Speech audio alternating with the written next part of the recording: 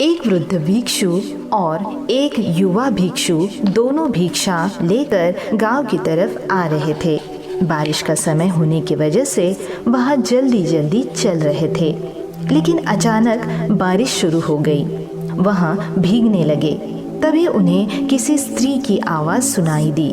उन्होंने पीछे मुड़कर देखा तो एक युवती राजकुमारी जैसा पोशाक पहने आवाज़ दे रही थी। भिक्षु को लगा युवती को कोई मदद की ज़रूरत होगी। तभी भिक्षु उसके पास गया। उस युवती ने बताया, मैं एक राजकुमारी हूँ। मैं और मेरे सैनिक शिकारी के लिए जंगल में आए हुए थे और तभी मैं इस जंगल में खो गई हूँ। नदी में बहुत पानी होने की वजह से मैं नदी पार नहीं कर सकती, तो कृपा करके मुझे नदी पार करा दीजिए। तब भिक्षु को लगा कि हमें भी उसी गांव जाना है, तो क्यों ना युवती को साथ ले चले। उसने युवती को अपने कंधे पर ले लिया और नदी पार करने लगा। ये देखकर वृद्ध भिक्षु गर्म हो गए। उनके मन में अनेक विचार आने लगे कि सन्यासी व्यक्ति ने पर स्त्री को स्पर्श करना गुनाह है, इसकी शिक्षा भिक्षु को मिलनी चाहिए। और दोनों साथ साथ गांव की ओर चलने लगे। युवती को नदी पार कर देने के बाद दोनों भिक्षु आश्रम में चले गए। तभी वृद्ध भिक्षु को लगा इस भिक्षु को शिक्षा मिलनी ही चाहिए। वृद्ध भिक्षु बुद्ध के पास गए और बुद्ध को सारी बातें बताई और कहा, अभी के अभी उस युवा भिक्षु को शिक्षा मिलनी चाहिए, उसने स्त्री को छुआ है। गौतम बुद्ध ने कहा, बुला लाओ उसे। बुद्ध ने भिक्षु से पूछा, क्या तुमने स्त्री को स्पर्श किया?